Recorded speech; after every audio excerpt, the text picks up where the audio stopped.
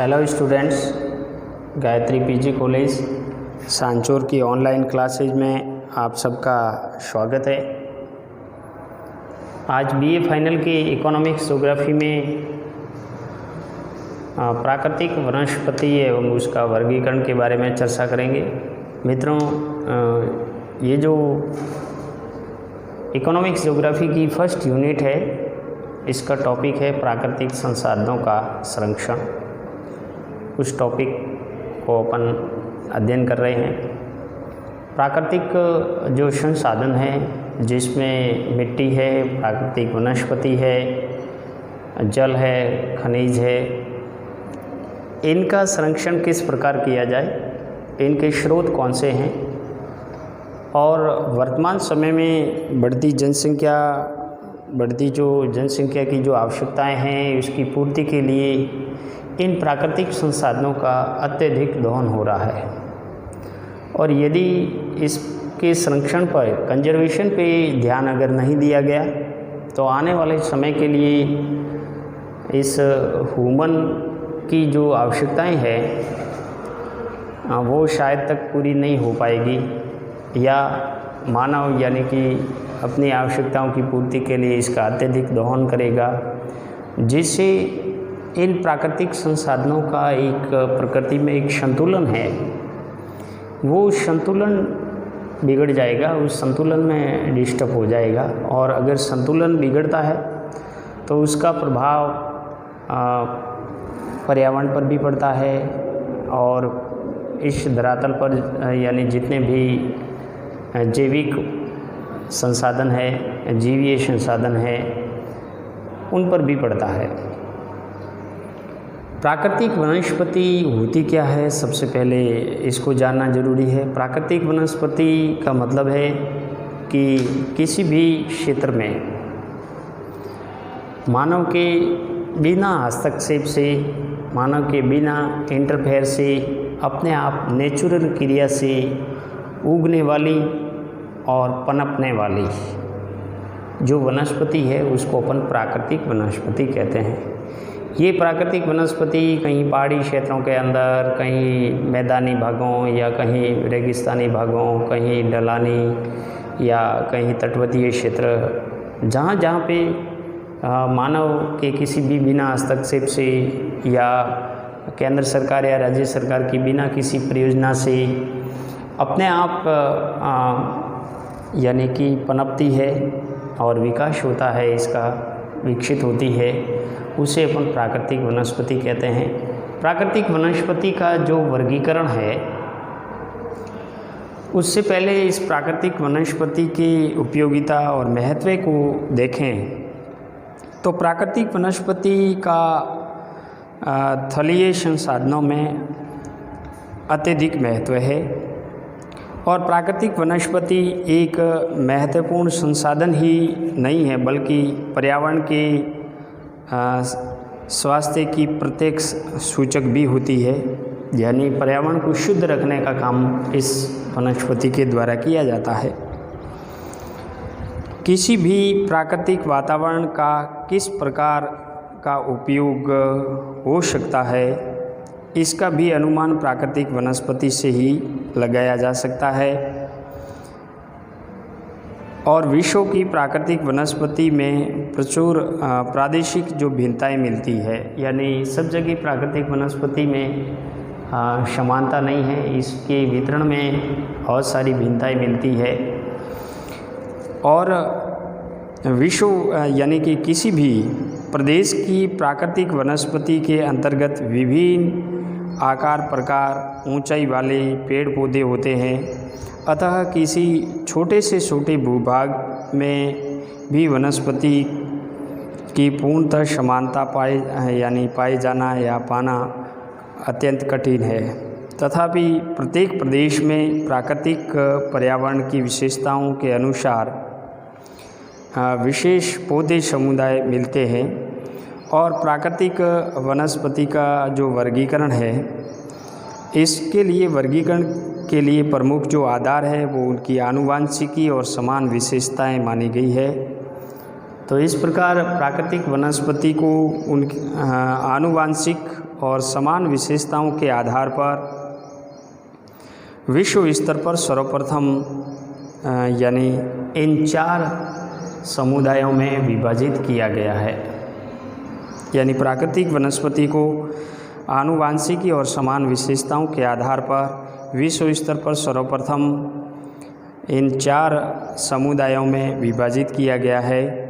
और इसके अनुसार पहले जो वन समुदाय है, फिर घास समुदाय है, मरु वनस्पति और टोंडा वनस्पति, इस प्रकार की 4 वनस्पतियाँ पाई जाती है। प्रत्येक समुदाय को संगठनों में विभक्त भी किया गया है और इन संगठनों के नामकरण भी उस जलवायु के आधार पर होता है जिसमें ये विकसित होती है। जैसे वन समुदाय के अंतर्गत उष्णकटिबंधीय वन है अथवा उसकी वनस्पति की विशेषताओं के आधार पर ही जैसे मिश्रित पतझड़ी वन या कोणधारी वन है जो उष्णकटिबंधीय वन की श्रेणी में आते हैं। और इस यानी कि संगठन के अंतर्गत वनस्पति साहचर्य भी पाया जाता है और यही वर्गीकरण ज़्यादातर विश्व स्तर पर यानी कि प्रचलित है, लेकिन फिर भी इनकी प्रत्येक वर्गीकरण की विवेचना करना विश्व स्तर पर पॉसिबल नहीं है। इस वर्गीकरण के अनुसार विश्व की प्राकृतिक वनस्पति का जो विभिन्न समुदाय और संगठनों में वर्गीकरण किया गया है, इसमें प्रमुख 4 समुदाय हैं जिसमें वन समुदाय, घास समुदाय, मरु वनस्पति या टोंडा वनस्पति, मरु वनस्पति के और टोंडा वनस्पति है। वन समुदाय के अंतर्गत सबसे पहले अपन उष्णकटिबंधीय वन है। तो ये जो वन समुदाय में इनके संगठन है उष्णकटिबंधीय वनन या मध्य अक्षांशीय वन या मध्य और उच्च अक्षांशीय वन है। ये वहाँ की जलवायु और धरातलीय विशेषताओं के आधार पर वनस्पति पाई जाती है।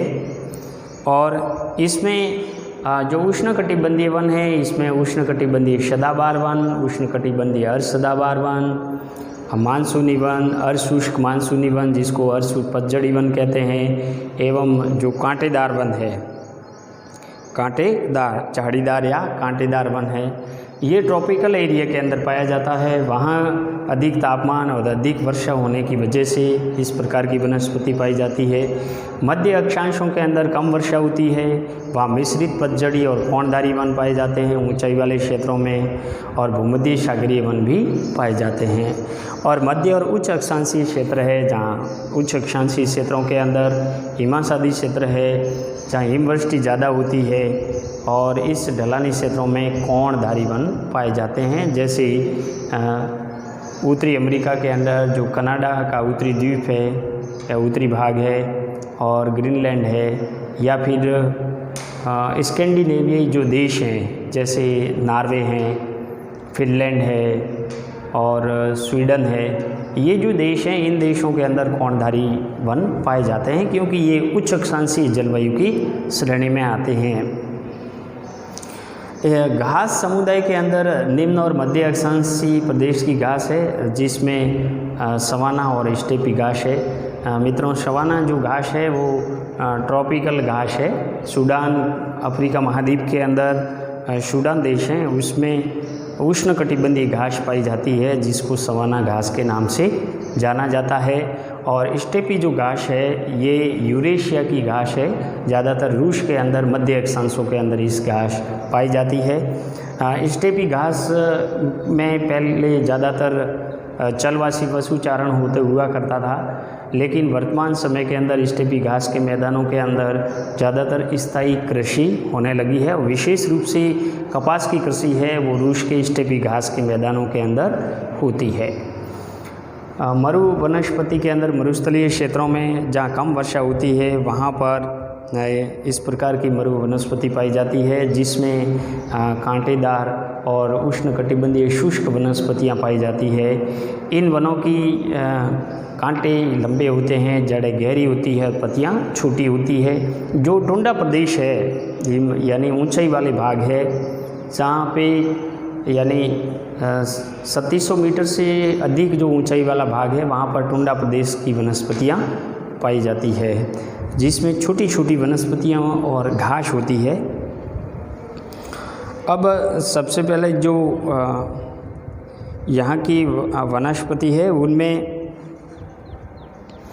ये जान लेना आवश्यक है कि ये जो उपयुक्त वर्गीकरण किया गया है ये पूर्ण रूप से सर्वमान्य नहीं है, लेकिन समुदाय और संगठनों का वर्गीकरण में मतभेद इसीलिए मिलता है कि विभिन्न वर्गों की वनस्पतियों के विवरण में कहीं स्पष्ट विभाजक रेखा खींचना असंभव है।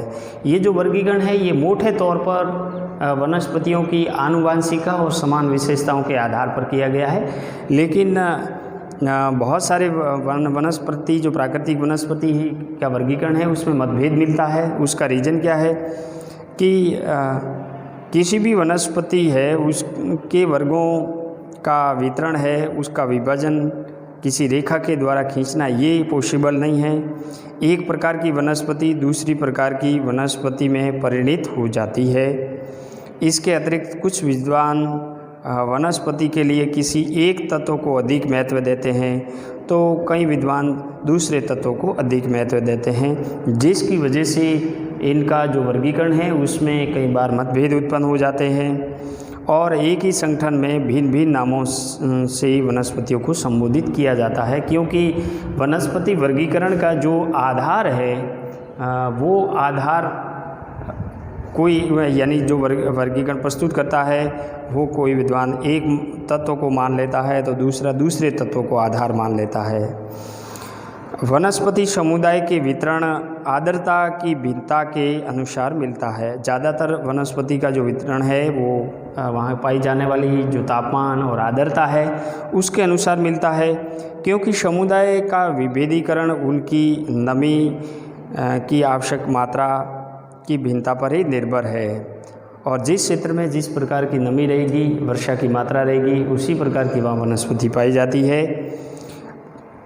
वन समुदाय अधिक आर्द्र एवं भूभागों में घास उपाद्र अर्ध शुष्क भूभागों में या मरु वनस्पति अत्यंत शुष्क भूभागों में मिलती है, परंतु प्रत्येक के लिए कोई निश्चित वर्षा की मात्रा तो नहीं होती है।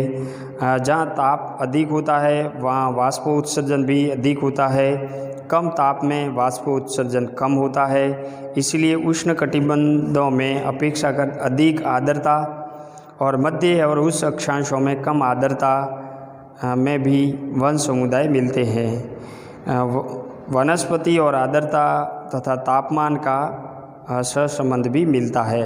तो इस प्रकार वनस्पति के वर्गीकरण में जो आर्द्रता है, नमी है, उसको प्रमुख आधार माना गया है। उष्णकटिबंधीय जो क्षेत्र है, ट्रॉपिकल एरिया है, वहाँ तापमान भी अधिक होता है और वर्षा भी अधिक होती है। जहाँ उष्णकटिबंधीय सदाबहार वन पाए जाते हैं। सदाबहार का मतलब है कि ये ऐसे वन हैं जो अपनी पत्तियाँ एक साथ एक ही मौसम में नहीं गिराते हैं, अलग अलग समय में गिराते हैं, सदा हरा भरा रहते हैं। इसीलिए इसको यानी सदाबहार उष्णकटिबंधीय सदाबहार वनस्पति कहते हैं। फिर भी प्रत्येक क्षेत्र में जो वनस्पति का वर्गीकरण आधार है उसमें आर्द्रता और तापमान है।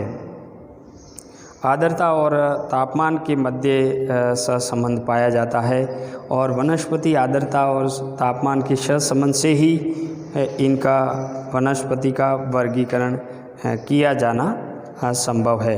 अब ये जो प्राकृतिक वनस्पति के अंदर उष्णकटिबंधीय सदाबहार वन है, ये ज़्यादातर विषुवरेखीय प्रदेशों में तथा उष्णकटिबंधीय निचले प्रदेशों में और वायु सम्मुख ढालों में ये ज़्यादा मिलते हैं, जहाँ अधिक वर्षा होती है। यहाँ कोई शुष्क ऋतु नहीं होती है। उष्णकटिबंधीय वन क्षेत्रों के अंदर वर्षा अधिक होती है और कोई शुष्क ऋतु नहीं होती है। ये वन ज़्यादातर कहाँ मिलते हैं? जहाँ अमेजन घाटी है। अमेजन घाटी है। मध्य अफ्रीका के वन क्षेत्र में भी ये यानी कि अधिक मिलते हैं। इसके अतिरिक्त उष्णकटिबंधीय अधिक वर्षा वाले वन समुद्री तटों और द्वीपों में भी इसका विस्तार अधिक है। अमेजन घाटी के अंदर अमेजन नदी है जो ब्राज़ील के अंदर बहती है और विषुवत रेखा के आसपास ये वनस्पति अधिक मिलती है। आज भी यानी कि ब्राज़ील के जो वन है, अमेजन के जो वन है, वो विश्व के अंदर विख्यात है। और मित्रों, अभी कुछ यानी समय पहले गत वर्ष है वो अमेजन के वन क्षेत्र के अंदर आग लग गई थी और उसको बुझाने के लिए काफ़ी विश्व स्तर पर प्रयास किया गया था। तो अमेजन के जो वन हैं ये सदाबहार होड़दार वन कहलाते हैं और ये जो वन है वो इस धरती का हृदय स्थल कहलाते हैं, क्योंकि अमेजन के वन ही इस संपूर्ण पृथ्वी को पर्यावरण को शुद्ध करने का काम करते हैं।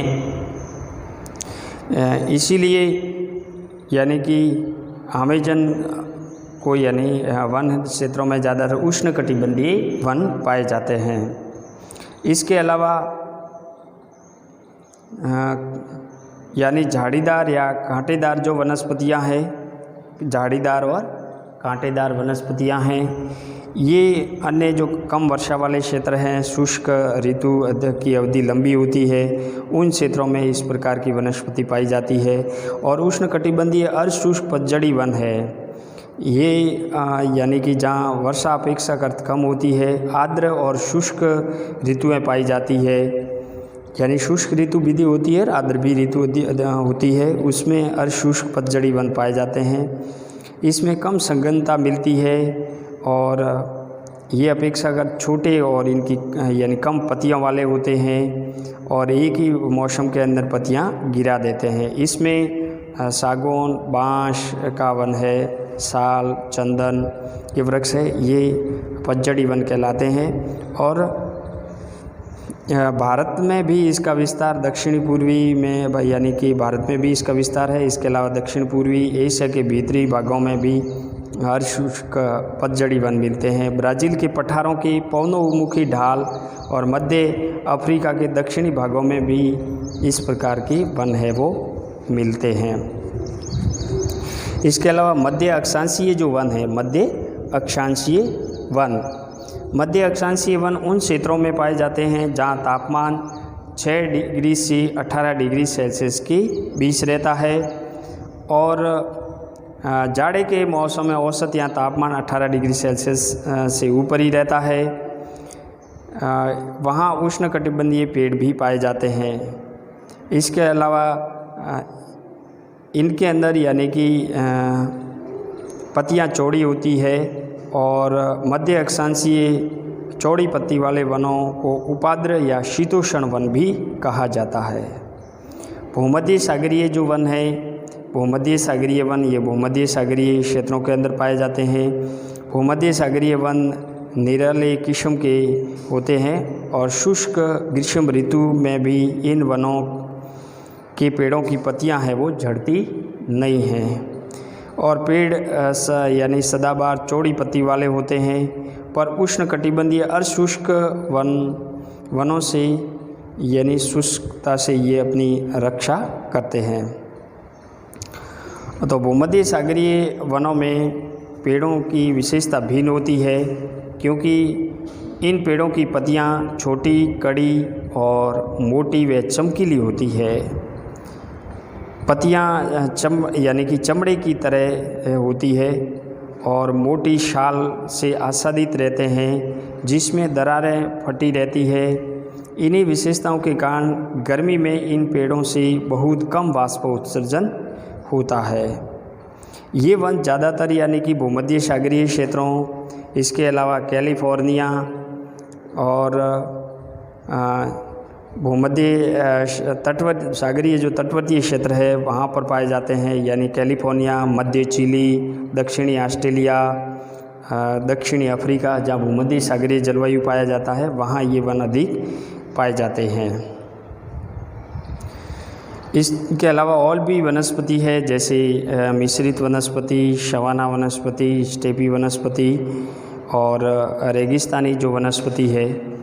ये वनस्पतियों का जो वर्गीकरण है वो इनकी आनुवंशिकता और यानी कि समान विशेषताओं के आधार पर किया गया है।